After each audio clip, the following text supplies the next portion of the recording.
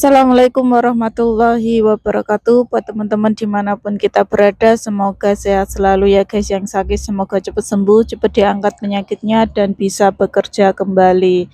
Jangan lupa terus berusaha diiringi dengan doa ya guys. Ini ada cerita Mbak TKW Hongkong. Mbak TKW Hongkong ini punya utang bank itu sampai 3 tempat ya guys ya. 3 tempat yang berbeda. Dan biasanya kalau Mbak TKW ini punya utang bank, majikannya itu nggak suka, merasa terganggu, merasa terusik, terus mbaknya ini di interminate ya guys. Kebanyakan seperti itu, tapi tidak semua seperti itu. Ada juga yang majikannya itu mengerti, terus tahu eh, mbaknya ini justru dipinjemin duit untuk ngelunasin hutangnya dan jangan hutang lagi.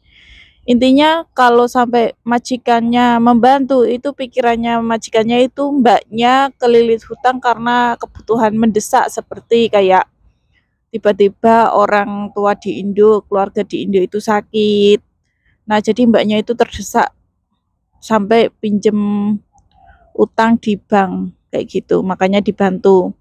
Tapi nggak semua seperti itu guys. Ternyata faktanya itu nggak seperti itu. Mbaknya ini hutang bank itu buat beli sesuatu yang belum mampu tapi dipaksa mampu. Dan ini majikannya ini tidak suka mbaknya itu utang bank ya guys, nggak cuma di interminate saja, kebanyakan itu di interminate ya guys, dikeluarkan karena majikan tuh merasa terganggu. Kalau mbaknya ini telat bayar utang bank, misalnya jatuh tempo, misalnya tanggal 1 telat sampai 1 atau 2 hari, itu kan pasti ada dendanya ya guys. Kalau di bank itu nggak terlalu tinggi, kalau di rentenir itu tinggi banget. Nah, kenapa majikannya itu nggak suka? Pasti pihak bank kalau telat bayar tuh telepon rumah majikan, nelpon ngubungi majikan, alasannya telat bayar tuh seperti kenapa kayak gitu.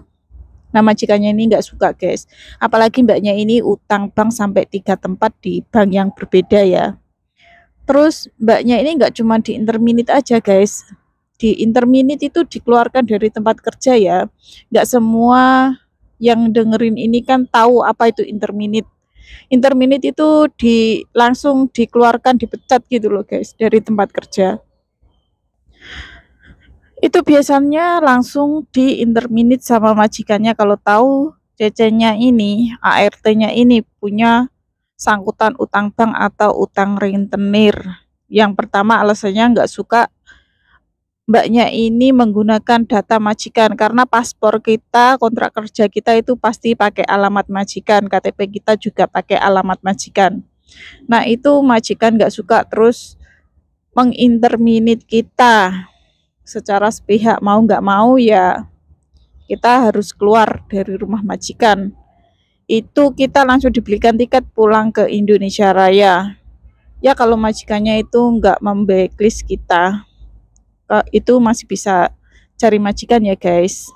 Kalau kita dicap buruk, dilaporkan karena nggak terima itu tadi, kita susah cari majikan. Intinya kalau kita udah seperti ini tuh rekodnya udah nggak bagus guys, cari majikan lagi juga susah.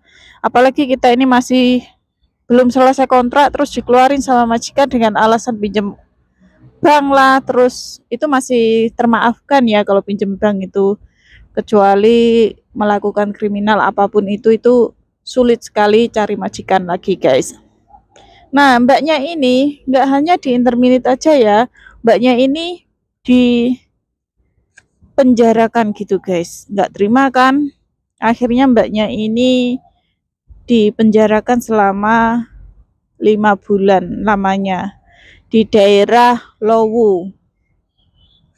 Itu peringatan buat kita semua ya guys, kalau ketahuan majikan kita ini kita sedang punya hutang bank atau rentenir, nggak semua itu langsung di interminate, dikeluarkan dari tempat kerja. Ini malah saking nggak terimanya alamat majikan buat bayar, buat pinjem utang, mbaknya ini malah dilaporkan kayak gitu.